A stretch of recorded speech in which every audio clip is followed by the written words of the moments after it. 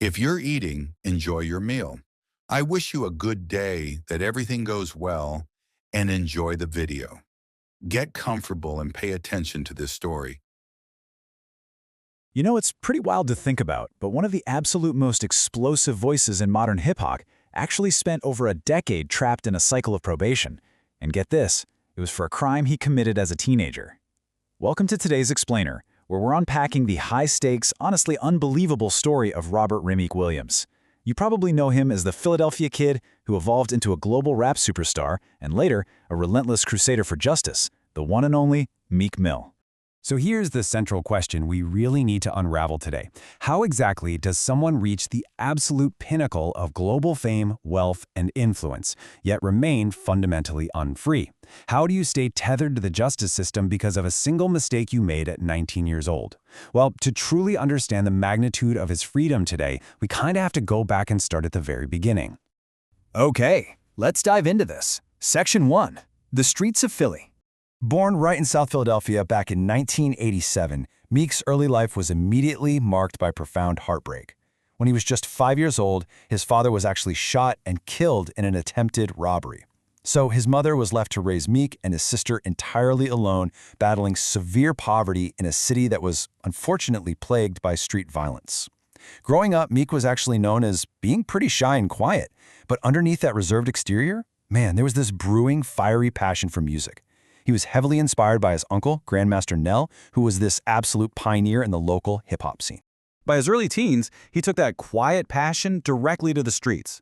Adopting the nickname Meek Mills, he just dove headfirst into the brutal, fast-paced world of Philly street battle rap. He actually formed a group called the Bloodhounds, and they were dropping homemade mixtapes left and right. His remarkably fast, aggressive flow and just raw energy quickly transformed him into an absolute underground legend all across Pennsylvania. But just as his career was really starting to take off, the harsh reality of street life caught up with him. In 2007, at just 19 years old, Meek was violently arrested by local police and charged with drug and firearm possession. Now, he did serve time behind bars for this, but the true punishment was what came next. He was placed on a strict probation system. And listen, this wasn't just a slap on the wrist. This was the activation of a legal trap that would quite literally haunt his every single move for the next 15 years of his life. All right, moving on to Section 2, Dreams and Nightmares. Totally undeterred by those legal troubles, Meek poured every single ounce of his frustration straight into his music. After a briefly stalled deal with Atlanta's T.I., 2011 really became the turning point. Miami hip-hop mogul Rick Ross saw Meek's undeniable potential and signed him to Maybach Music Group. Alongside Ross, Meek started dropping these iconic, high-energy anthems. Think tracks like Tupac Back and Emma Boss. This completely set the stage for his massive 2012 debut studio album, Dreams and Nightmares. And wow, that album absolutely cemented his dominance in the rap game. The title track Dreams and Nightmares intro became an instant hip-hop masterpiece. Honestly, it's legendary to this day for its dramatic beat switch and just the sheer, raw emotion of his delivery. People widely consider it one of the greatest intro tracks in music history. During these peak years, he also launched his own label, Dream Chasers Records, and released a whole series of critically acclaimed mixtapes. He was literally at the very top of the rap game. Now, what's really interesting about this is the stark dichotomy of his life at this point. On one hand, you have the dream.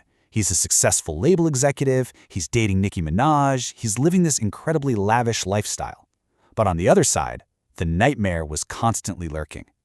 Behind the scenes, that strict probation trap was always there. And that immense pressure finally boiled over in 2015, when he sparked one of the biggest rap feuds of the streaming era, publicly accusing Drake of using a ghostwriter. The internet just exploded.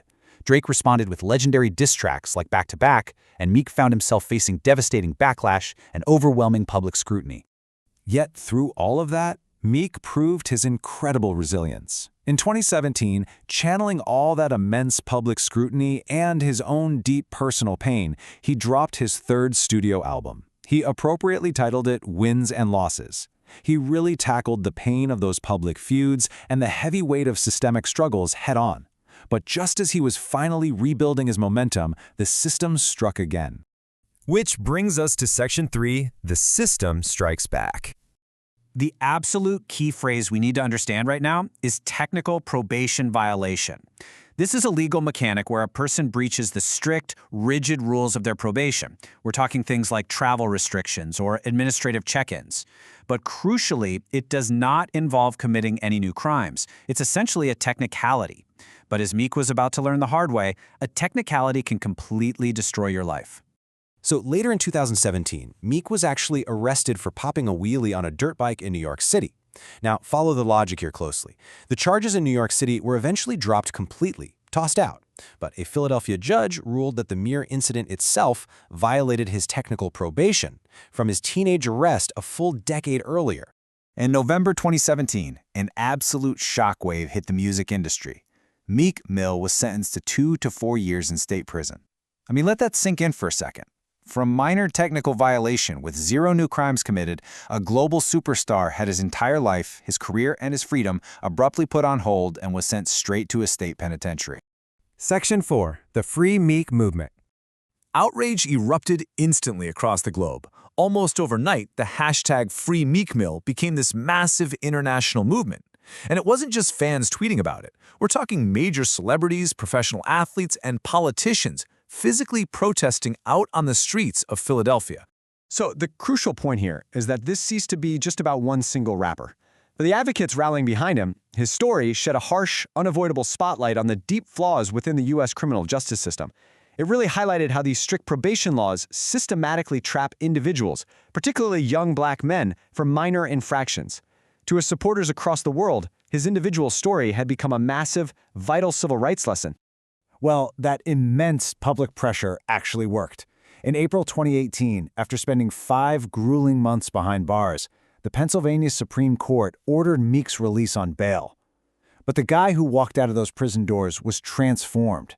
He was no longer just a hip-hop artist. He had emerged as a living, breathing symbol of justice reform. And that leads us to our final act. Section 5. Champion for Reform. Musically speaking, his comeback was just undeniable. In late 2018, Meek dropped his triumphant album, Championships. It debuted right at #1 on the Billboard 200 and got widespread praise for its highly mature, socially conscious lyrics. It even featured a massive historic reunion with Drake on the hit single Going Bad, which completely buried their old feud for good. But honestly, his greatest work was happening outside the recording booth. Capitalizing on his massive new platform, Meek co-founded the Reform Alliance alongside Jay-Z and several prominent sports executives. Their direct aim? To completely rewrite these strict probation laws. And on a personal level, Meek finally achieved ultimate victory. In 2019, after a long, exhausting legal battle, his original 2008 conviction was officially overturned. For the very first time in his adult life, Robert Rihmeek Williams was totally, completely free. He was even later officially pardoned by the governor of Pennsylvania. And this brilliantly illustrates the true scale of his ambitions moving forward. 1 million. That is the stated goal of the Reform Alliance, to free 1 million people who are currently trapped in the exact same justice system loop that held Meek captive for over 10 years. He fought incredibly hard for his own freedom, and now he's out there fighting for theirs. When you step back and look at it, from a quiet, battle-rapping kid on the street corners of South Philly fighting through unbelievable tragedy, to a multi-platinum artist, a record executive, and now a global champion for civil rights, it really proves the old adage true. Like he says, true dream chasers always turn their losses into wins. As we wrap up this explainer, I want to leave you with a thought to really sit with. If a flawed probation system had the power to trap a global superstar, someone with endless resources, money, and fame for over a decade, how many everyday dream chasers are still sitting in a cell right now waiting for their wins? Thank you so much for exploring this fascinating story with me, and keep seeking the truth behind the headlines.